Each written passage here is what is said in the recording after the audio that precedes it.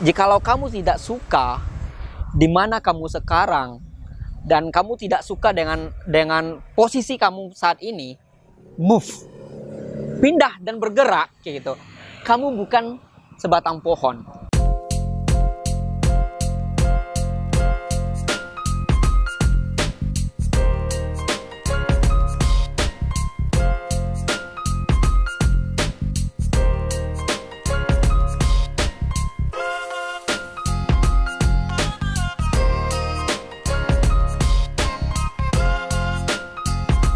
Alright, selamat datang kembali bersama saya Arifin ke ruang dari ini dengan channel yang biasa, host yang biasa, dan narasumber yang selalu luar biasa. Oke, Hai bro. siap. Cak Ipin. Beliau dulu menjadi seseorang yang menginspirasi saya sampai sekarang. Karena dari beliau saya kenal nggak tahu malu. Penting ya sekarang.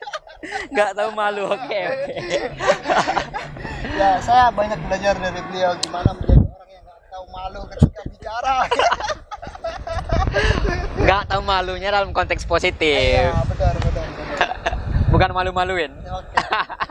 Gimana kabarnya, Mr. Aseng Yulanda? Alhamdulillah baik dan ya super excited lah untuk kehidupan. Tetap luar biasa, Seren. Siap, insya Allah selalu. Tetap luar biasa atau terpaksa untuk Ngeri pertanyaannya. kadang-kadang memang itu hal yang sangat tipis dibedakan sih. Terpaksa luar biasa atau memang sudah luar biasa dari sononya itu kan.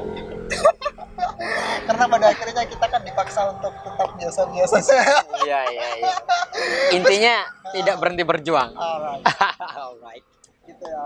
Jadi, gimana perjalanan kita kan?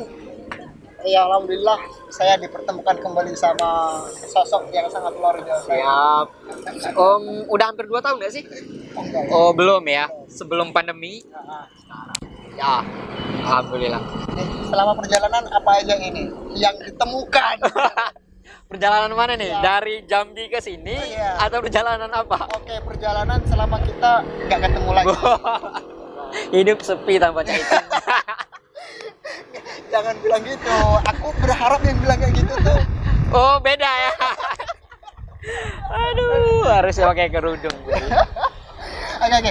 Gimana? Kayaknya memang beberapa kali ngikuti media sosialnya Mr. Aseng kan banyak hal ternyata meskipun di suasana pandemi, tapi meskipun banyak keterbatasan yang kita hadapi ketika pandemi itu, tetapi banyak orang juga yang tidak berhenti atas keterbatasan itu. Malah mereka mendobrak yang sebelumnya mereka nggak melakukan itu gara-gara pandemi. Mereka melakukan hal-hal yang sangat luar biasa selama perjalanan pandemi karena kita dipaksa berpisah gitu.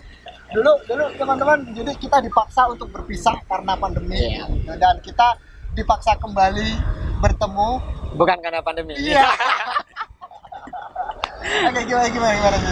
Ya, pandemi kemarin kalau tidak salah pada bulan April ya, kita semua dipaksa balik.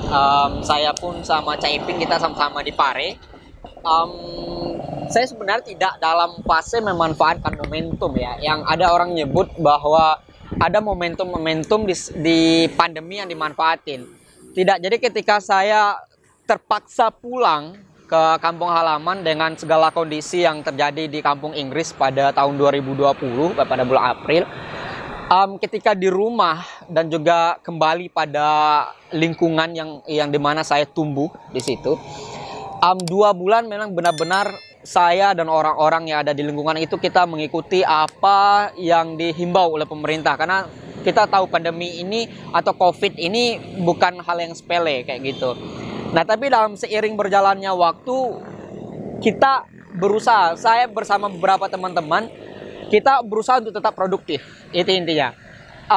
Di bulan ketiga saya di kampung atau di Kerinci tepatnya, itu kita membuat sebuah komunitas belajar biar agenda atau aktivitas kita di kampung halaman itu juga terisi dengan hal-hal yang bisa memberikan dampak positif pada kita masing-masing gitu. Karena saya juga perlu menemukan circle yang tepat agar saya juga, walaupun pandemi, saya juga butuh untuk apa namanya, karena sebelumnya saya hidup dalam bahasa Inggris juga tidak mau hilang ya, jangan sampai pandemi membuat saya lupa dengan kehidupan saya sebelumnya kayak gitu. Ada beberapa hal positif sih dari pandemi. Kita dapat kesempatan yang melahirkan bukan English course sih sebenarnya, tapi lebih tepatnya kita mendedikasikan diri kita untuk dunia edukasi gitu. Ini bukan memanfaatkan momentum pandemi, tapi kebetulan karena pandemi, saya bersama beberapa teman-teman kita di kampung halaman semuanya. Jadi kita buat komunitas, dan komunitas itu berjalan dengan baik, dan lahirlah yang namanya Belajar You English. Dan itu positif banget. Dari Belajar You English itu juga yang membuat saya hari ini ada di sini, Cak Ipin. Oke, terima kasih You English. Ya, karena Pare itu spesial. Ya, spesial banget. Yang gak spesial itu dia. Yang mana nih? Bukan yang gak spesial, bukan dia, tapi kenangan bersama dia. Kenangan bersama dia. Jadi itulah, selama pandemi kita bukan sibuk ya, kita mengisi agenda atau kegiatan dengan mengajar, memberi ruang belajar ke mereka yang ingin belajar bahasa Inggris, akses belajar yang jauh lebih mudah dengan metode yang mungkin sedikit berbeda dari yang lain, Cak Ipin. Jadi memang pada akhirnya keterbatasan itu tidak membatasi kita untuk melangkah. Oh tidak. Bahkan momentum itu memunculkan ide yang tidak hanya datang dari saya sendiri, tapi juga dari lingkungan, dari teman-teman yang mensupport itu. Seperti itu. Mantap sekali. Kalau saya selama pandemi itu tidur dan overthinking. Itu kita yang produktif di luar bukan berarti di rumah nggak seperti itu. Karena nggak bisa dipisahkan. Karena COVID, kita di rumah, tentu beberapa momen dalam hidup kita juga dipaksa untuk berpikir tentang apa yang akan terjadi di masa depan, seperti itu. Karena rencana banyak yang berubah. Dulu sebelum pandemi kita kan tidak memprediksi bahwa ini akan terjadi. Saya memiliki future plan yang jelas, yang sudah ditata dari tahun-tahun sebelumnya, dan itu sedikit berubah menyesuaikan dengan kondisi yang terjadi, gitu, Cak Ipin. Karena kita nggak boleh kalah. Iya. Karena yang akan selalu bertahan adalah yang selalu bergerak. Iya, siap. Ya, apapun kondisi kita, apapun keterbatasan kita, adalah kita sebagai manusia, kalau menurut saya ya, kita diciptakan untuk terus bergerak. Siap. Kayak sepeda gitu. Ada istilah dari Habibie kan nih. Manusia itu seperti sepeda. Kalau kalian berhenti mengayuh, kalian berhenti bergerak, karena jatuh. Siap. Kata kayak gitu. Karena emang ya pada akhirnya bukan siapa yang menang itu bukan mereka yang cerdas, bukan mereka yang memiliki kualitas otak yang bagus, privilege yang bagus, tapi yang bertahan adalah mereka yang mampu beradaptasi dengan bagaimanapun kondisinya itu. Dan yang paling penting adalah tetap berdedikasi pada dunia pendidikan atau lingkungan sosial kita. Dan siap. Mister waktu itu tidak membatasi dan tidak terbatas atas pandemi ini, karena banyak orang yang stres, bener nggak sih ya? Oh iya. Banyak banget yang stres, bahkan saya juga stres. Teman-teman saya juga banyak yang stres juga karena ada beberapa yang dirumahkan. Oh iya. Gajinya dipotong. Ya, banyak jadi hal yang merubah kehidupan tatanan sosial kita itu pandemi. Jadi saya secara pribadi, Cak Ipin, itu memegang sebuah story yang dulu diceritakan oleh guru saya, bisa saya sebut dosen ketika saya di kampus, dan ini selalu saya ingat. Terserahlah literasinya bisa berbeda dan histori sebenarnya bisa berbeda, tapi kita bisa belajar dari bagaimana dinosaurus itu punah di muka bumi ini. Beliau membahasakan seperti ini, diberikan pertanyaan kepada kita semua. Pada dahulu, pada masa dinosaurus masih eksis, itu dinosaurus berada pada ranting makanan paling tinggi. Ya, ranting makanan paling tinggi adalah dinosaurus, dan yang paling rendah itu kayak amuba, semut, dan yang lain seperti itu kurang lebih. Tapi pada hari ini kita bisa melihat kemana dinosaurus. Berarti bisa kita lihat bahwa bukan berarti yang paling kuat yang bisa bertahan. Yang bisa bertahan adalah siapa yang mampu beradaptasi dengan perubahan. Dan alam itu selalu menyeleksi. Oh iya, seperti itu. Seleksi alam. Jadi pelajaran yang bisa saya dapat dari situ adalah Yang terpenting itu adalah bukan menjadikan diri kita sebagai seseorang yang super power, tapi bagaimana kita mampu beradaptasi dengan segala perubahan yang terjadi seperti itu. Kita lihat saja, saya ketika masih SMP mulai mengenal yang namanya HP, itu hampir semuanya yang ada di lingkungan kami itu pakai Nokia. Tapi hari ini rata-rata orang sudah pakai apa? Samsung pun sudah jarang kayak gitu. Nah, jadi apa? Jadi jangan pernah berhenti untuk berinovasi, melihat kecenderungan dari perubahan sosial, dan kita harus beradaptasi. Jadi dari situ juga saya berpikir bahwa pandemi dan perubahan yang terjadi secara begitu cepat dan tidak diprediksi oleh siapapun sebelumnya bukan alasan untuk saya berhenti seperti itu. Belajar juga dari cerita dinosaurus tadi. Oh iya, kita belajar dari dinosaurus. Masuk ya? Masuk. Oke. Jadi ya harus seperti itu.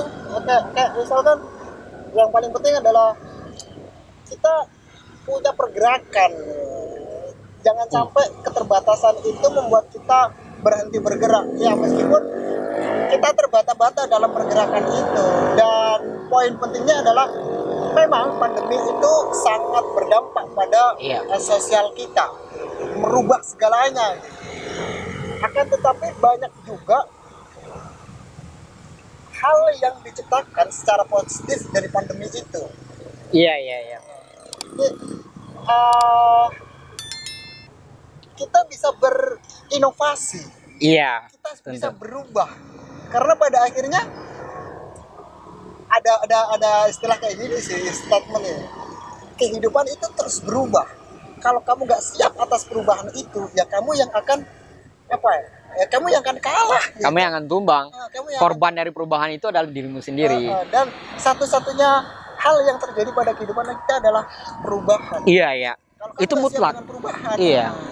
Kamu ya kalah pada akhirnya seperti itu. Jadi ada sebuah istilah juga yang nyebut seperti ini. Bahasa Indonesianya seperti ini. Ada sebuah quote. Jikalau kamu tidak suka di mana kamu sekarang dan kamu tidak suka dengan posisi kamu saat ini, move, pindah dan bergerak kayak gitu. Kamu bukan sebatang pohon, gitu. Jadi intinya adalah jangan mengeluh. Ya, jadi kita berhentilah untuk komplain dengan kondisi yang ada.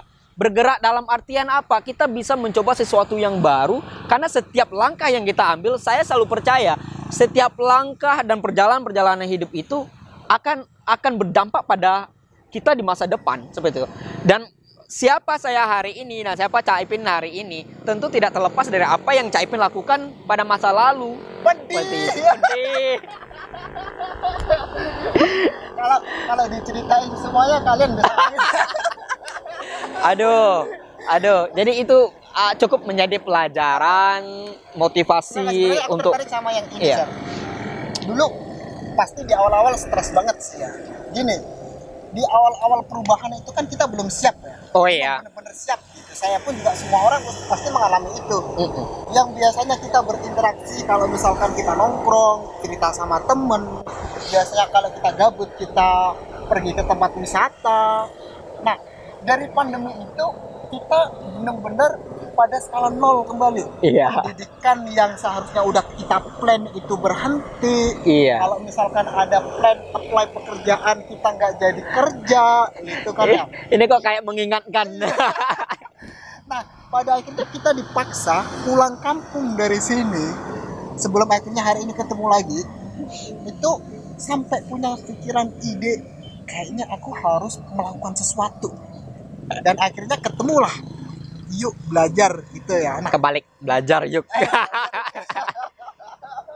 Itu tuh gimana proses menemukan ide? Iya, belajar yuk English itu motivasi awal kita itu benar-benar karena kita melihat situasi di kampung itu tidak sama dengan situasi yang kita lihat di berita, apa yang terjadi di kota seperti itu. Nah, kita ingin mengisi ruang diskusi atau ruang pembelajaran itu dengan sesuatu yang baru yang kita namakan dengan belajar English sebagai ajakan untuk orang untuk belajar bareng kayak gitu. Nah, di awal ketika di komunitas saya menempatkan diri saya sebagai yang sharing teman-teman kayak gitu. Lalu banyak masukan. Kenapa tidak spirit belajar yang kita lakukan pada saat itu juga disebarluaskan seperti itu. Dengan kondisi pandemi kita harus menemukan pola yang tepat. Nah, apa yang menjadi pilihan? Maka kita memilih belajar English ini dengan metode belajar itu yang bergerak cukup yang mengajar. Kami dari tim yang mengajar. Nah, yang belajar atau siswa itu tetap di rumah. Jadi mereka membuat grup sendiri. Kayak mereka dengan circle-nya, dengan keluarganya, dan mereka menentukan spot yang paling dekat dengan rumah mereka. Jadi mobilitasnya nggak jauh. Nah, yang bergerak itu adalah pengajar, kita yang datang kayak gitu. Dan ini adalah bentuk solusi dari kita dapat belajar, kita dapat mengajar, teman-teman dapat belajar, dan kita bisa safety dari yang namanya pandemi seperti itu. Nah, jadi ide-ide yang muncul itu juga seiring berjalannya waktu banyak masukan-masukan dari teman-teman. Karena kita tidak ingin kalah dengan pandemi. Dan saya secara pribadi ketika saya dulu belajar bahasa Inggris di sini, pertama kali saya belajar saya punya tekad pada diri sendiri. Saya belajar dari nol, saya tidak tahu apapun, saya datang sendiri. Aku tidak mengajak teman sama sekali karena saya merasa saya harus fokus dengan target saya belajar di sini. Dan ketika suatu hari saya mendapatkan apa yang saya perjuangkan, saya akan tularkan dengan pengalaman untuk yang pertama kali. Dedikasi untuk edukasi. Itu intinya. Aduh, sok puitis ya. Tapi itu for sure, itu benar-benar menjadi motivasi awal kita bersama teman-teman kayak gitu, Cevin. Oke, mantap sekali, sangat menginspirasi ya seorang pemuda ini. Siap. Masih muda ya. Jadi gini, fase awal ketika itu gini, aku ngerasa kita punya ide kadang-kadang itu cukup bagus. Akan tetapi ketika kita mau mengimplementasikan ide itu, take action, itu kan perang di dalam diri itu pasti ada ya.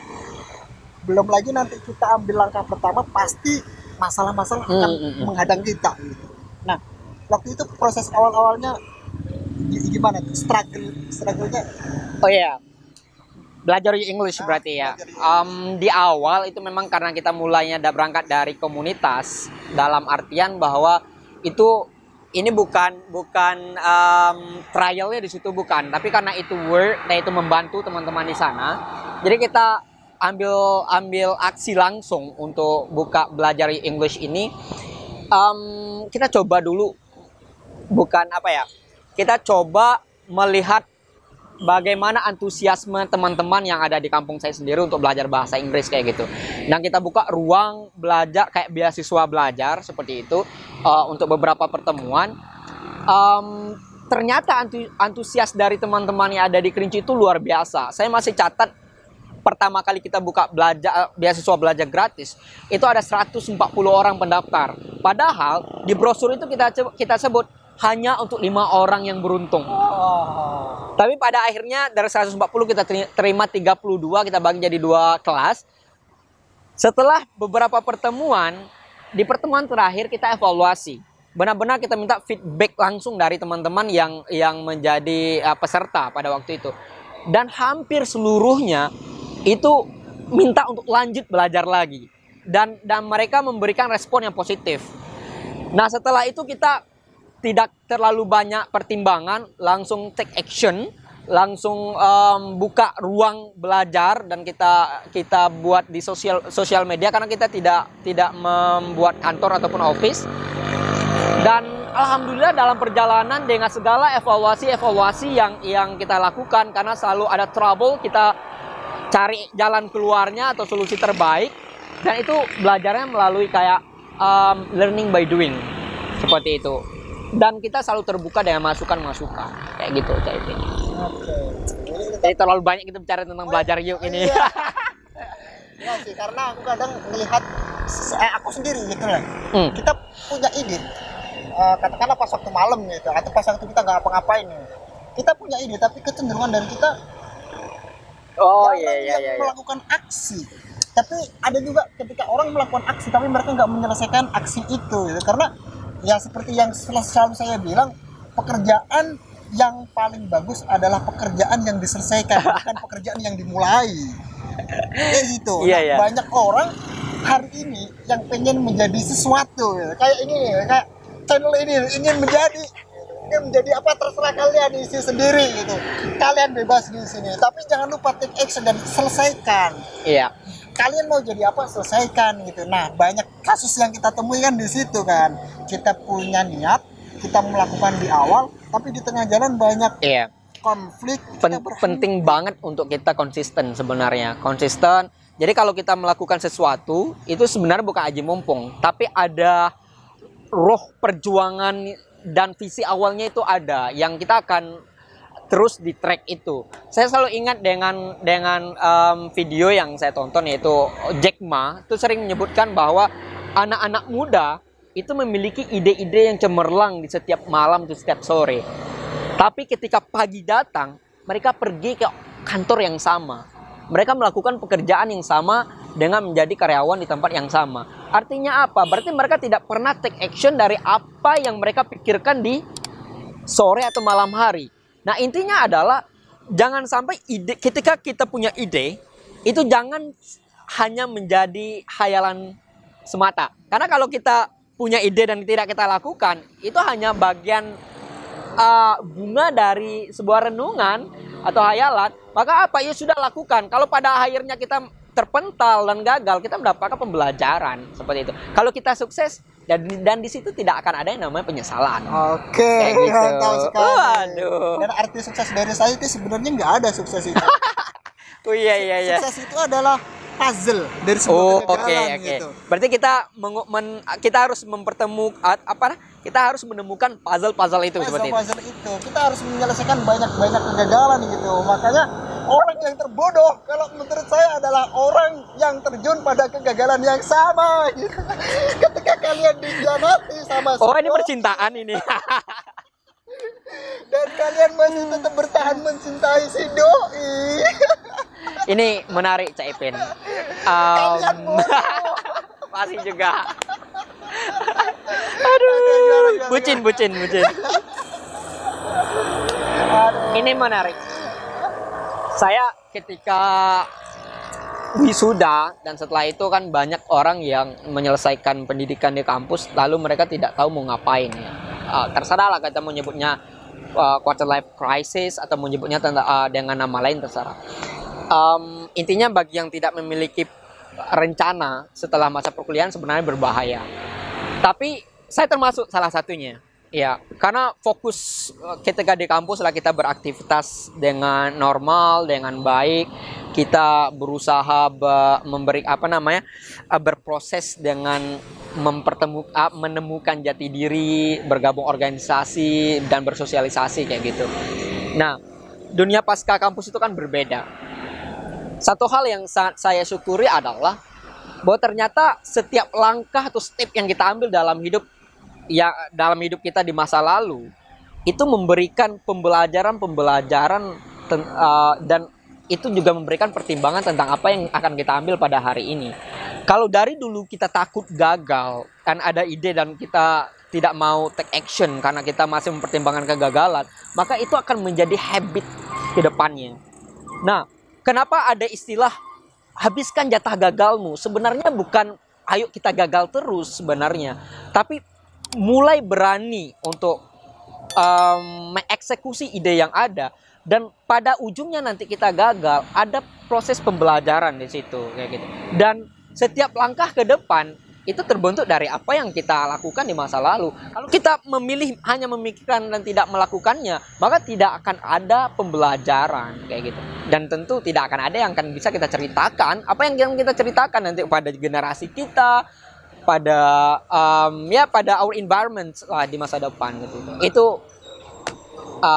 prinsip sih. Saya punya jalan hidup, jalan ninja. Jalan ninja ya. Pare itu jalan ninja. Enggak, saya pernah ini ada orang yang kontra dengan jalan ninja saya gitu. Oke. Saya bilang kayak gini, kalau ada yang sulit, kenapa cari yang mudah gitu. Maksud saya bukan seperti itu. Maksud saya ketika kalian ngambil jalan yang sulit, maka pembelajaran yang kalian ambil itu bakal lebih banyak, Lebih besar juga lebih ya. besar daripada kalian mengambil jalan yang mudah. Itu kan aku terapkan di diri aku sendiri gitu. Nah, kemudian pas waktu itu sempat diskusi. Kalau aku enggak, kalau aku ada yang mudah, aku tetap jalur yang mudah gitu. Nah, itu kan berbeda persepsi tuh. Iya. Mister Asin sendiri lebih ke fleksibel kayaknya. Bukan. Aku seperti ini. Yang terpenting ketika aku sudah nyaman melakukan sesuatu dan aku benar-benar nyaman dan tidak memikirkan bukan zona yang lain ya, tidak memikirkan hal lain yang juga bisa positif untuk aku. Berarti aku merasa ada yang janggal dari itu. Kalau aku sudah terlalu nyaman, aku harus bukan keluar dari zona nyaman. Bahasa yang aku pernah dengar dari salah satu teman, bukan keluar dari zona nyaman, tapi perluas zona nyaman. Kayak gitu. Nah, lebih baik menghadapi sesuatu yang sulit atau menghadapi sesuatu yang mudah. Tentu tergantung kepada seberapa besar kita mampu mengambil pelajaran dari setiap perjalanan. Karena ada juga orang yang melakukan hal yang sulit, tapi tetap juga tidak mampu belajar dari hal itu, seperti itu. Karena kembali kepada proses yang dijalani. Kalau sampai pada hari ini, aku lebih memilih harus menemukan challenge yang baru dan yang baru. Mumpung masih muda. Iya. Bahasanya seperti itu. Masih muda ya? Masih muda. Karena ada bahasanya sebelum ada tanggungan ya, sebelum ada yang menantikan di rumah selain orang tua ya, itu hal yang berbeda kayak gitu ya. Dan kayak kita masih berjuang untuk membangun siapa kita di masa depan seperti itu. Jadi ya tidak masalah, lebih baik kita men-challenge diri kita untuk melakukan hal-hal yang dirasa sulit untuk diri kita gitu. Karena melakukan hal-hal yang mudah ya itu semua orang bisa. Ya benar. Tapi tetap benang merahnya adalah kita tahu diri gitu. Kapasitas kita di mana? Kira-kira kita mampu atau enggak dengan kesulitan ini? Iya, kan, jadi bocah nekat bahaya juga jadi. Plannya harus ada, rencananya harus ada, perjalanannya harus sambil belajar, dievaluasi, lakukan lagi evaluasi. Aku seperti itu. Setidaknya jangan pernah terjebak pada kegagalan yang sama, karena banyak kegagalan yang harus kita coba. Siap. Ya jangan terjebak pada si doi, karena kalian sudah gagal sama si doi. Kalian harus mencoba doi yang lain. Ini sepertinya lagi dalam fase itu ya. Siap. Oke, thank you Caipin. Oke, so what's next journey? Seperti yang aku bilang tadi, aku bukan meninggalkan apa yang sudah kita bangun di kampung ya, bukan. Tapi ketika aku membangun belajar English bersama teman-teman, spirit awalnya adalah dedikasi dalam hal edukasi kayak gitu. Dan aku sendiri dalam mengedukasi siswa, aku berpikir dalam perjalanan juga aku perlu mengedukasi diriku lebih gitu. Dan aku butuh tantangan lebih untuk diri aku agar aku terbentuk di masa depan. Makanya aku kembali ke Jawa, dalam artian kembali merantau, dan ini adalah proses pembelajaran lagi. Karena kondisi sudah mulai menuju normal dan ruang belajar dibuka kembali, dan aku akan memanfaatkan itu selagi aku masih punya hasrat dan keinginan belajar.